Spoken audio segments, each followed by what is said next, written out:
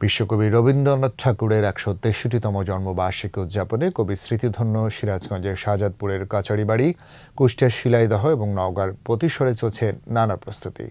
সিরাজগঞ্জে ৩ দিন, কুষ্টিয়ায় 2 দিন ও নওগাঁয় 1 দিনের জাতীয় পর্যায়ের অনুষ্ঠানমালার আয়োজন করা হয়েছে।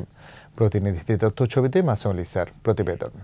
ওয়ালটন ফ্রিজ কিনে অনেকের মতো আপনিও হয়ে যেতে পারেন মিলেনিয়াল। সেরা পণ্যের সেরা অফার। যখন পড়বে না মোর পায়ের চিহ্ন এই বাটে। কালজয়ী এই গান শাহজাদপুরের কাছারি বাড়িতে বসেই লিখেছিলেন কবিগুরু। জন্মজয়ন্তীতে রবীন্দ্র দর্শনের বিকাশ সহ তার শান্তির বার্তা হৃদয়ে হৃদয়ে ছড়িয়ে দিতে সিরাজগঞ্জে থাকছে 3 দিন ব্যাপী আয়োজন। কবিগুরুর জন্মোৎসব উদযাপনে শাহজাদপুর কাছারি বাড়ির পুরো চত্বর সেজে আছে ফুলে ফুলে। চলছে শোভা বর্ধনের অন্যান্য কাজ। এরই মধ্যে ভক্ত অনুরাগী ও দর্শনার্থীদের আনাগোনায় প্রাণচাঞ্চল্য বিরাজ করছে কাছারি বাড়িতে। রবীন্দ্র জয়ন্তীকে কেন্দ্র করে স্থানীয়রা আয়োজন করেন পিঠাপুলি উৎসবের। একটা উৎসব মুখর পরিবেশ তৈরি হয়, মানে এই দিনটার জন্য সবাই অপেক্ষা করে। রবীন্দ্রনাথের কাছারি বাড়িটা দেখলে খুব ভালো লাগলো, পরিবেশ খুব সুন্দর। প্রতি বছর আমরা এই রবীন্দ্র জয়ন্তীর জন্য অপেক্ষা করে থাকি। সংস্কৃতি কর্মীরা কবিগুরুর জন্মজয়ন্তীকে বলছেন প্রাণের উৎসব। রবীন্দ্র দর্শন বিকাশে এই আয়োজনকে গুরুত্ব দিয়ে দেখেন তারা।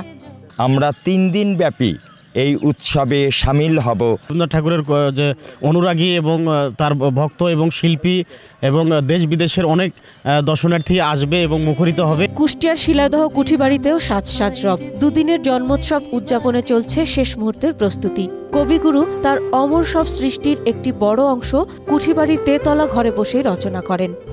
শিক্ষার উন্নয়ন, তাদের সাংস্কৃতিক উন্নয়ন, এগুলো দেখে রবীন্দ্রনাথ মুগ্ধ হয়েছিলেন এবং সেটা রবীন্দ্রনাথকে প্রভাবিত করেছিল।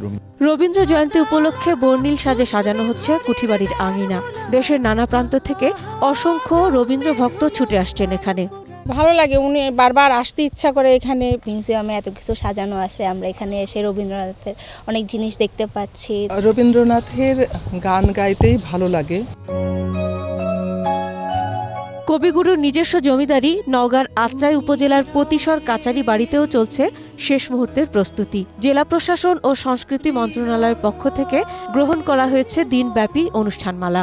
কাছারি বাড়ির দেবেন্দ্র মঞ্চে আয়োজন উদ্বোধন করবেন পরিকল্পনা প্রতিমন্ত্রী শহীদুজ্জামান সরকার।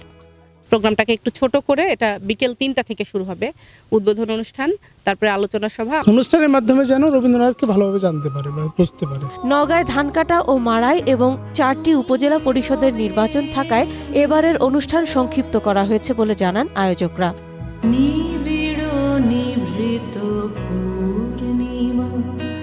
মাসুম লিসা, 21 টেলিভিশন।